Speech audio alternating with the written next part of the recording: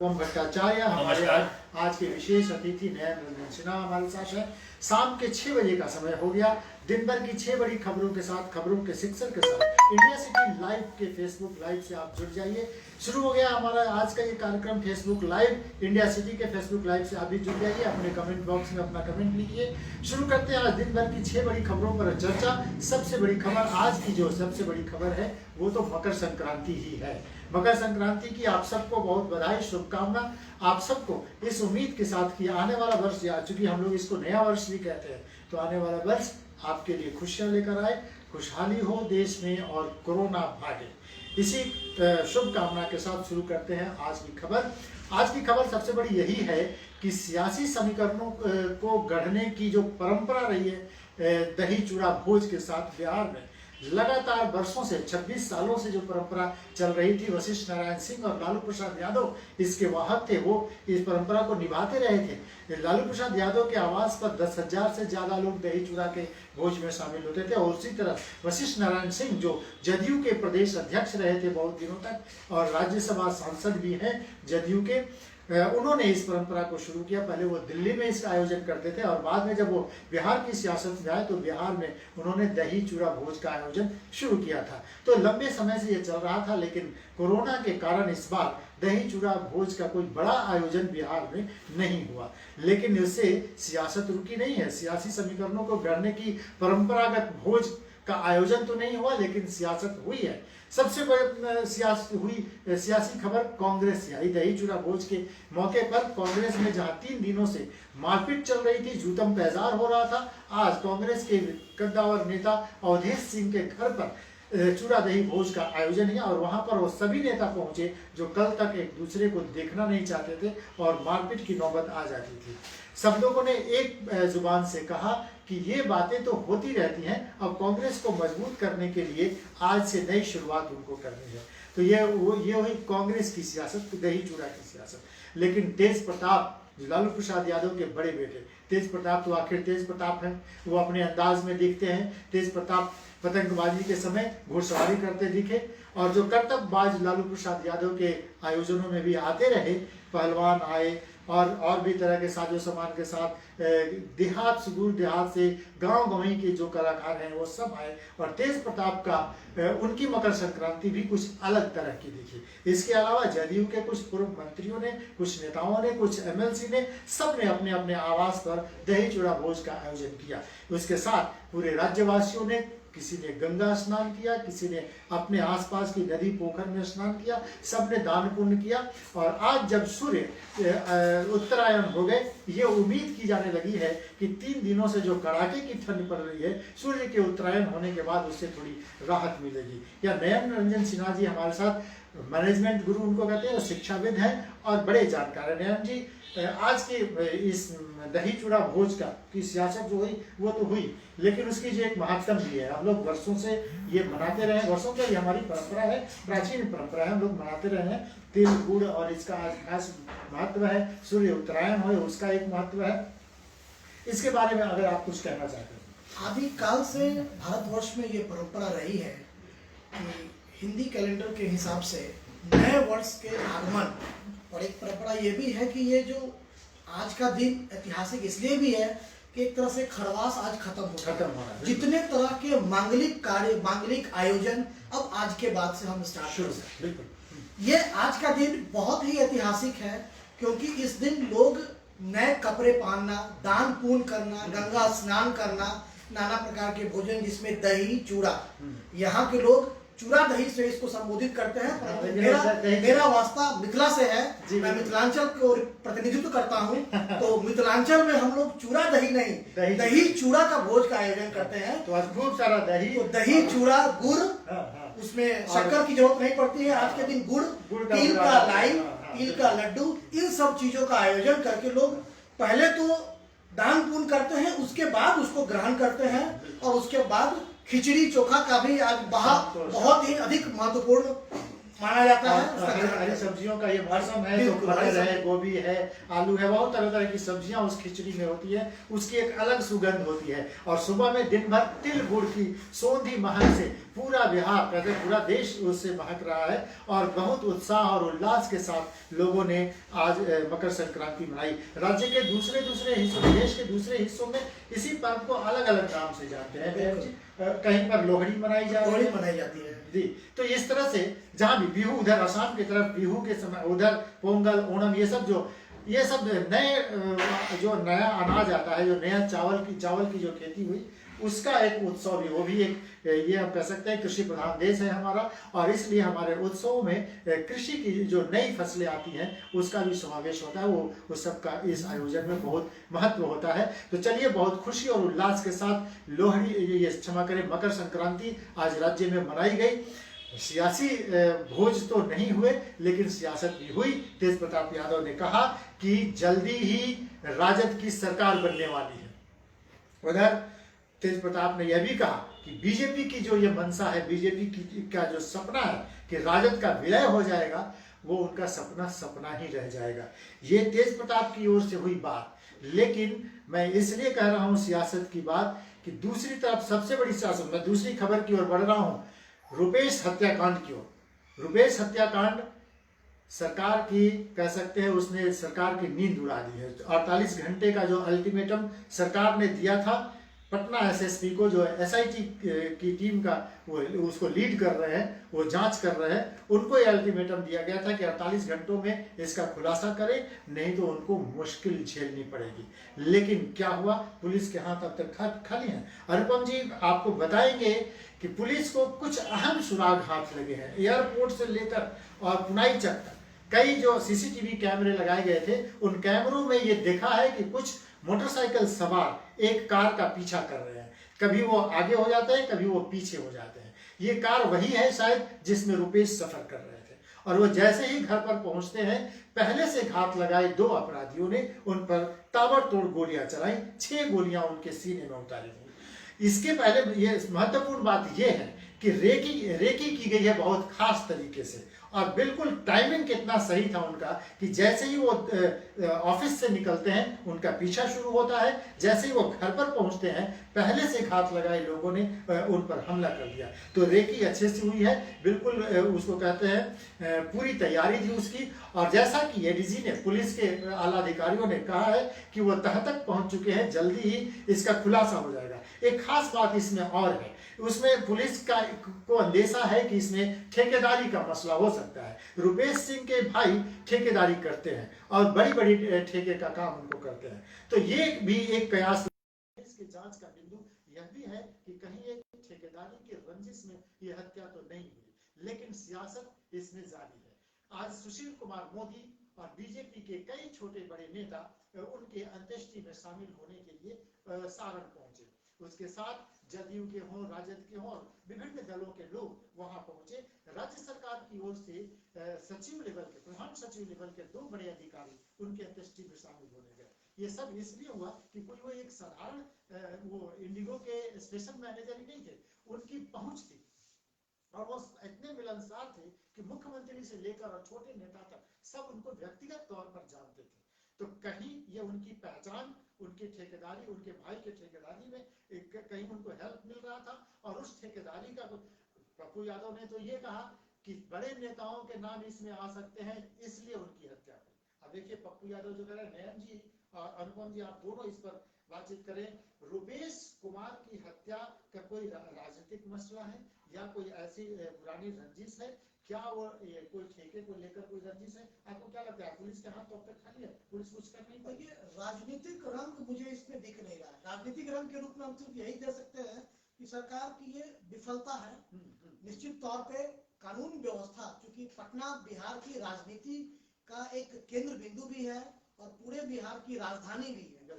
और राजधानी के व्यस्ततम इलाकों में से एक पुनाई चक, जो बेली रोड से सटा हुआ है, हाई प्रोफाइल एरिया है, पॉश एरिया का माना जाता है। पुलिस मुख्यालय से 200 मीटर, बिल्कुल पुलिस मुख्यालय से 200 मीटर की दूरी पे है। और एयरपोर्ट से पुनाई चक का सफर भी बहुत बड़ा नहीं है, मुश्किल से 8 से 10 मिनट का ये सफर को उन्होंने अंजाम दिया है। और जिस तरह से उनकी हत्या की गई है, ये ऐसा इसमें दिख रहा है कि पहले से घात लगा के बैठना, किसी न किसी पुरानी रंजिश या कोई व्यक्तिगत उनके साथ किसी का कोई क्लैश हो, क्योंकि ये भी थोड़ा सा बहुत आसानी से इसको हम बर्दाश्त नहीं कर पाएंगे कि उनकी रंजिश होगी, क्योंकि जिस तरह का उनका व्यक्तित्व रहा है, इतना मिलनसार, इतना सामाजिक, लोगों को कोऑपरेट करना, और जिस तरह से वो अपने आप को आगे बढ़ाते आए हैं, शायद ही कोई ऐसे लोग मिले जिनसे उनका व्यक्तिगत विरोधाभास रहे। लेकिन इस तरह का उनका जो व्यक्तित्व है। अनुपम जी के पास एक खास बात है। अनुपम जी,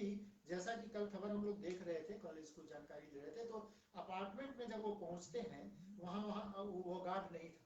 दूसरी बात है कि वहां का सीसीटीवी कैमरा वर्षों से खराब है। पटना में जो सीसीटीवी कैमरे लगे हैं, ये अभयानंद जी जब डीजीपी थे उस समय कैमरे लगे थे। तो पटना में आपको मैं बताते चलूं कि 5 दर्जन से ज्यादा सीसीटीवी कैमरों के फुटेज को पुलिस खंगाल रही है और 4 दर्जन से ज्यादा लोगों से पूछताछ चल रही है। अनुपम जी, आपको लगता है कि सीसीटीवी कैमरों की बहुत जरूरत है पटना में? राजधानी पटना में कैमरे नहीं लगे हों, और जो कैमरे लगे हैं वो खराब पड़े हों, और उसकी कोई देखभाल नहीं हो रही हो, क्या ये एक बहुत बड़ी कोताही इसको नहीं करेंगे? रवि जी, इसके ऊपर हम लोग तो चर्चा कर ही रहे थे, लेकिन ये जो हत्याकांड है, ये एक अभी मल्टी स्टारर हत्याकांड हो गई है, और इसमें इतने सारे एंगल्स आ गए हैं। एक एंगल, एक पहलू इसका ये भी है कि इसमें जो देखा जा रहा है कि यहाँ पे इनके भाई बहुत सारे टेंडर को लिया करते थे, जो कि बहुत ही महत्वपूर्ण टेंडर्स थे, और टेंडरों का पुलिस जांच कर रही है कि क्या टेंडर भी एक एंगल हो सकता है कि नहीं।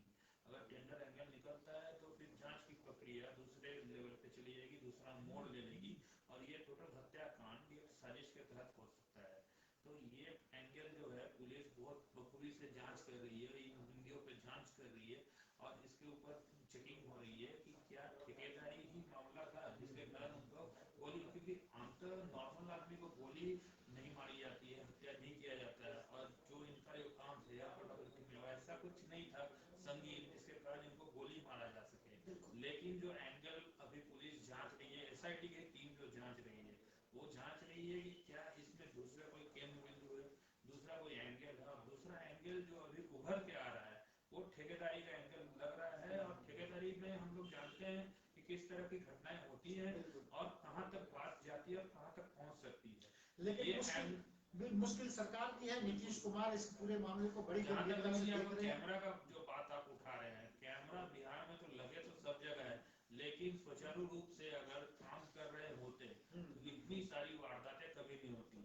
अगर सुचारू रूप से कैमरे जो लगे हुए हैं वो कारगर होती, पुलिस को बहुत पहले ही बहुत सारी सूचनाएं भी मिल जाती। चलिए, नीतीश कुमार ने अल्टीमेटम दिया था, सीधे सीधे तौर पर मुख्यमंत्री नीतीश कुमार इस पूरे मामले को देख रहे हैं और बड़ी गंभीरता से देख रहे हैं। उन्होंने अल्टीमेटम दिया था कि 48 घंटे में खुलासा होना चाहिए, 48 घंटे होने को है, 47 घंटे हो चुके हैं। 7:15 पर उनकी हत्या हुई थी परसों, और आज अब 7 बजने में कुछ ही समय बाकी है, तो 48 घंटे हो चुके हैं। पुलिस केवल ये कह रही है कि वो तह तक पहुंचने वाले ही हैं और उनको बहुत सारी जानकारी मिल गई है। 4 दर्जन से ज्यादा माने 40-50 लोग पकड़े गए, उनसे पूछताछ चल रही है, और 40-50 कैमरों की सीसीटीवी फुटेज को खंगाला जा रहा है। ये सब कुछ हो रहा है। इस बीच बढ़ते हैं अगली खबर की ओर। आरा के जगदीशपुर में सरेआम एक युवक को गोली मारी गई, उसकी हत्या की गई। उसी बीच केंद्र सरकार के गृह राज्य मंत्री जो बिहार के ही हैं, नित्यानंद राय, जो बीजेपी के अध्यक्ष भी रह चुके हैं, आज वो नीतीश कुमार के पक्ष में खड़े हो गए और उन्होंने कहा कि नीतीश कुमार की सरकार अपराध के प्रति उनका 0 टॉलरेंस का है, और ये सरकार, उन्होंने कहा कि जंगल राज में हत्याएं होती थी, ये जो राज है इसमें कार्रवाई होती है, और नीतीश कुमार की सरकार निश्चित रूप से सख्त कार्रवाई करेगी। उधर नीतीश कुमार ने भी आज अपने अधिकारियों को कहा है कि अपराधियों के खिलाफ सख्त से सख्त कार्रवाई होनी चाहिए। आरा में जो हत्या हुई, और उसके अलावा आप देखें मधुबनी में जिस लड़की के साथ रेप हुआ था और उसकी आंख निकाल ली गई थी, आज उस मामले में 3 लोग गिरफ्तार हुए हैं, उनसे भी पुलिस पूछताछ कर रही है।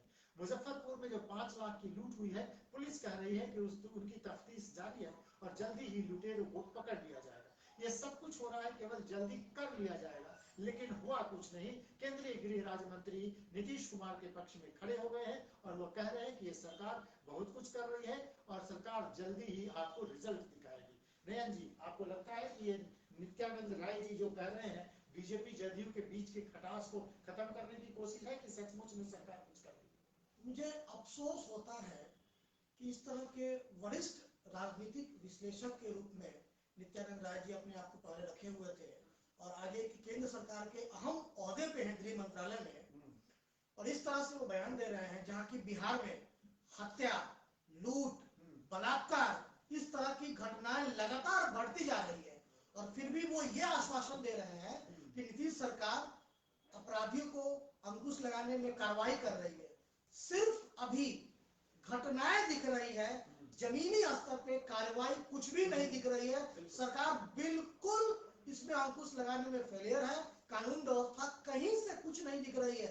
बिहार के किसी भी कोने में, कई सारे जिलों का नाम आपने भी बताया, बिहार के किसी भी जिले में कानून व्यवस्था का असर नहीं दिख रहा है। कोई डर नहीं है अपराधियों में।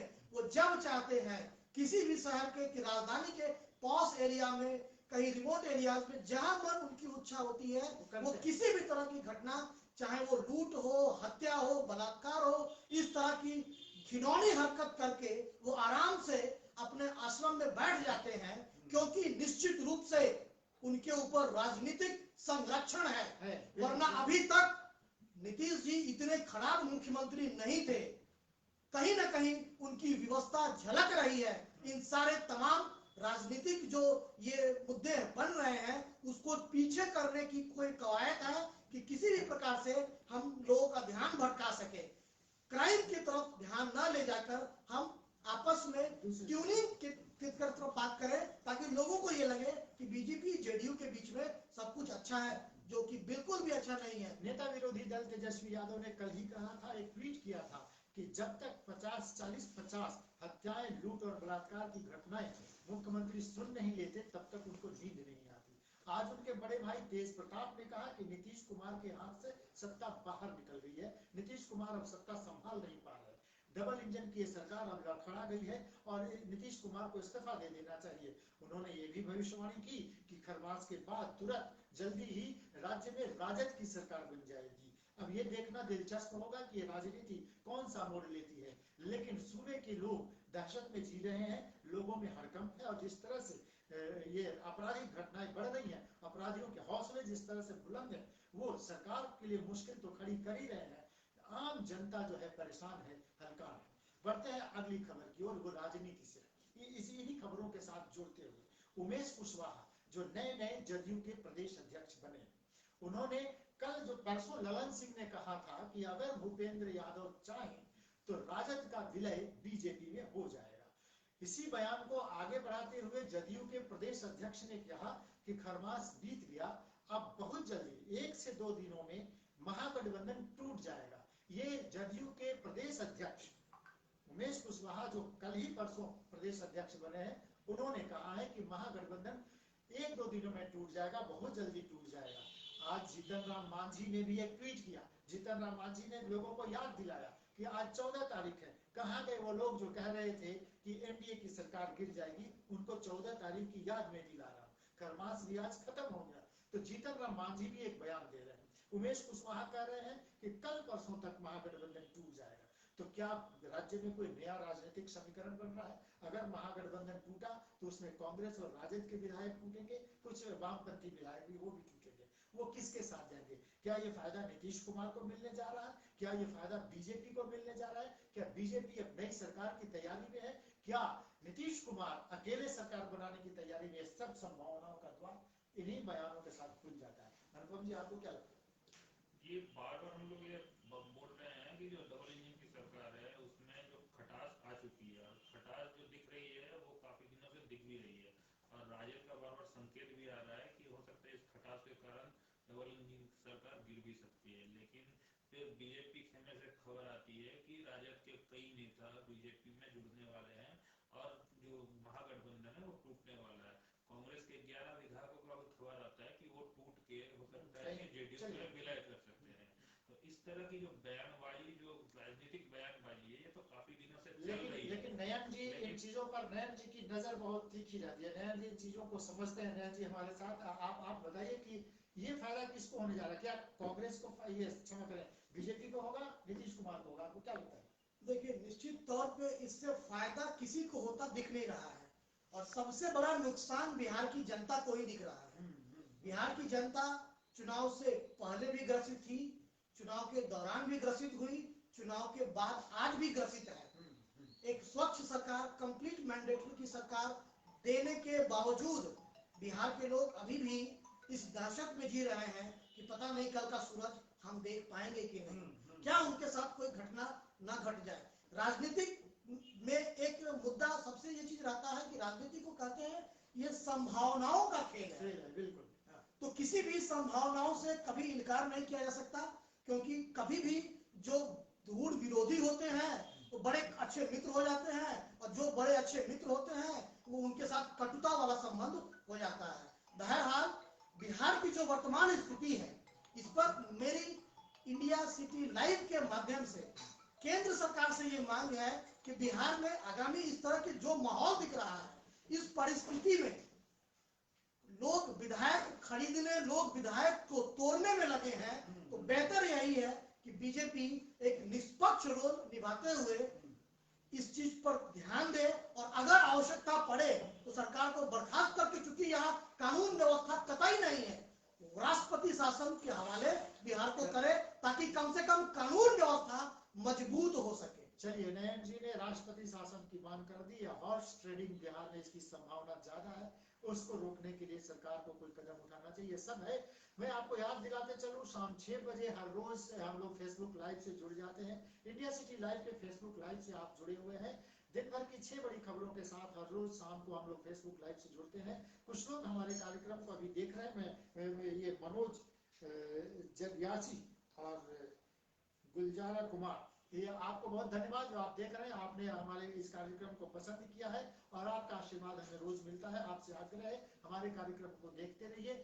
शाम को 6 बजे इंडिया सिटी लाइव पर दिन भर की 6 बड़ी खबरों के साथ, खबरों के शिक्षक के साथ हर रोज हम शामिल होते हैं, आपके साथ जुड़ जाते हैं। आप भी जुड़ जाइए हमारे इस कार्यक्रम के साथ। हमारा ये कार्यक्रम आपको कैसा लगता है, इसको आप अगर आप पसंद करते हैं अपने कमेंट बॉक्स में लिखें। हमारे चैनल को सब्सक्राइब करें। बढ़ते हैं अगली खबर की ओर। अगली खबर हमारी है, ये सबके लिए, अभिभावकों के लिए, बच्चों के लिए, आम जनता के लिए। अब ये हम इसको कह सकते हैं खुशखबरी है, लेकिन चूंकि पिछले 1 साल से बच्चे स्कूल नहीं गए, उनकी पढ़ाई बाधित है। ये सब एक मुश्किल भरा दिन भी है।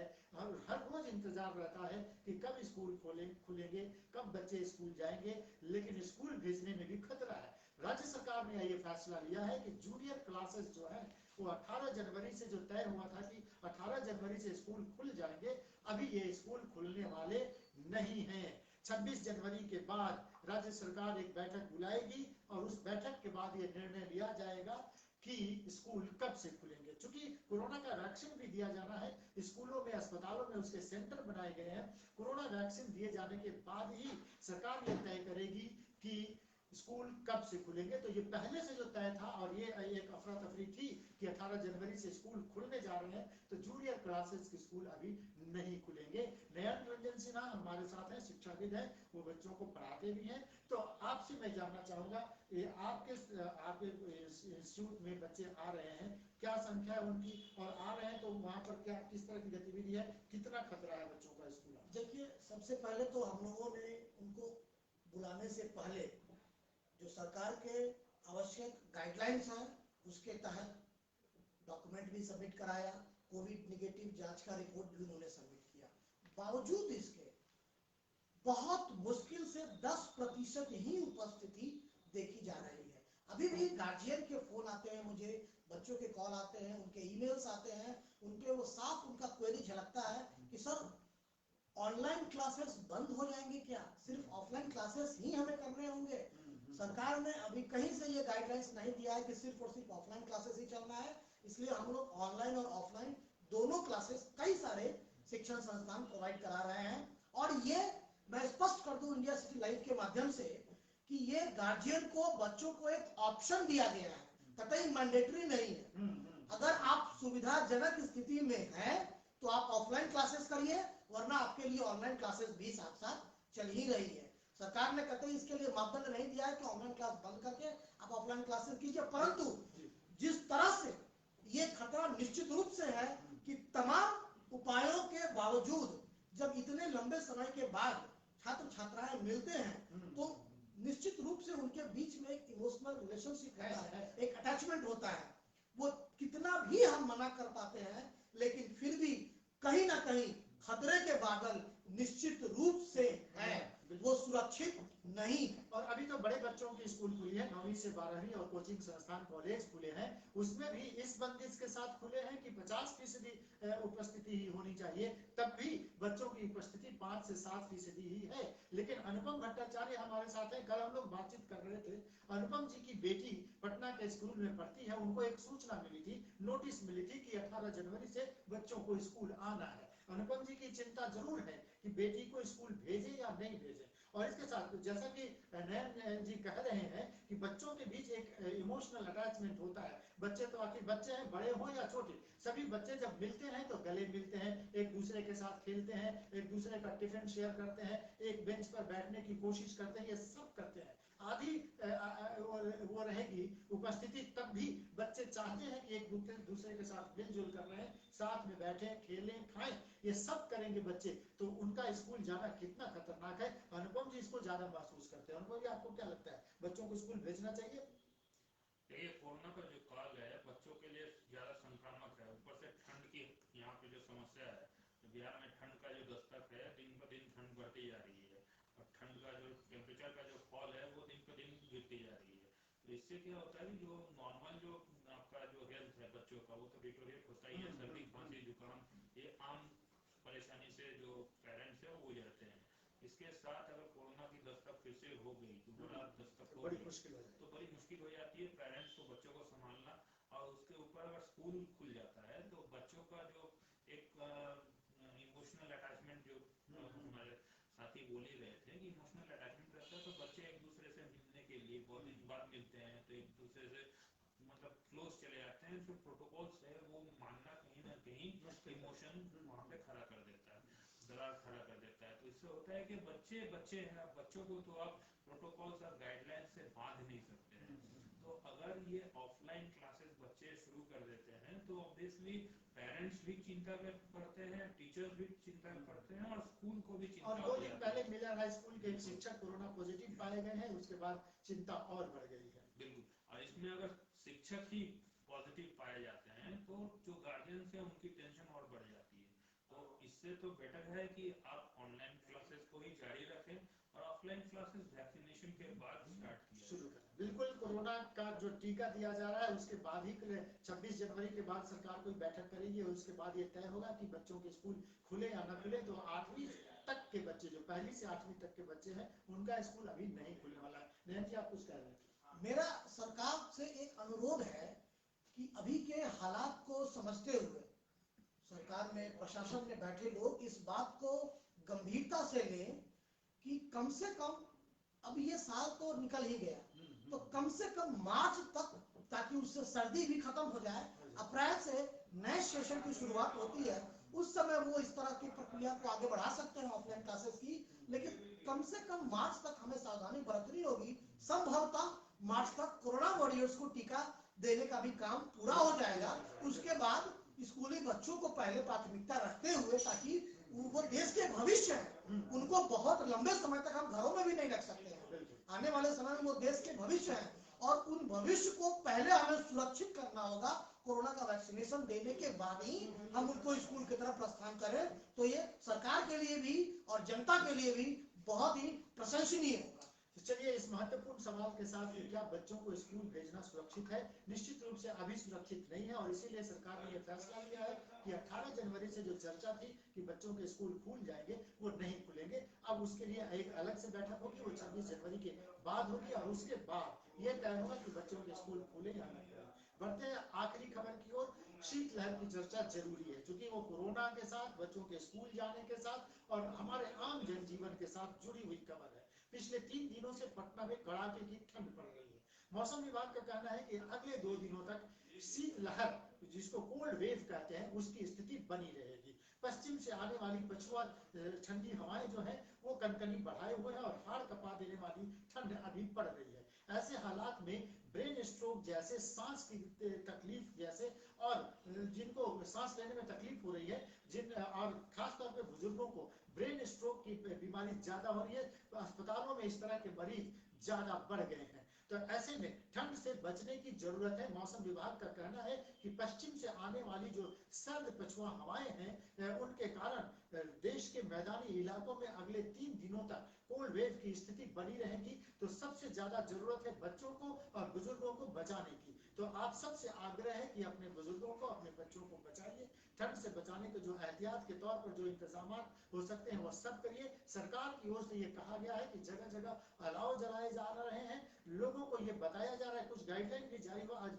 व्हाट्सएप मैसेज पर भी कई जगह हमने देखा है कि कुछ गाइडलाइन सरकार की तरफ से आए हैं कि इस तरह से ठंड से बचा जा सकता है। उस गाइडलाइन का पालन करें, ठंड से जरूर बचें, क्योंकि अगले 3 दिनों तक सर्द हवाएं जो अभी चलती रहेगी, कनकनी बनी रहेगी, और ये जो हाड़ कपा देने वाली ठंड है वो अभी जारी रहेगी। अनुपम जी, आपको क्या लगता है? छोटे छोटे बच्चे स्कूल जाने की चर्चा हो रही है, उनको स्कूल भेजा जाए। बुजुर्ग लोग, जैसे आज के अखबारों में पढ़ रहा था कि पटना के अस्पतालों में नहीं, राज्य के सभी अस्पतालों में ब्रेन स्ट्रोक और सांस लेने की तकलीफ वाली बीमारी ठंड के कारण बढ़ी है। आपको क्या लगता है ये और खतरनाक होगा ये जैसे जैसे ठंड बढ़ेगी?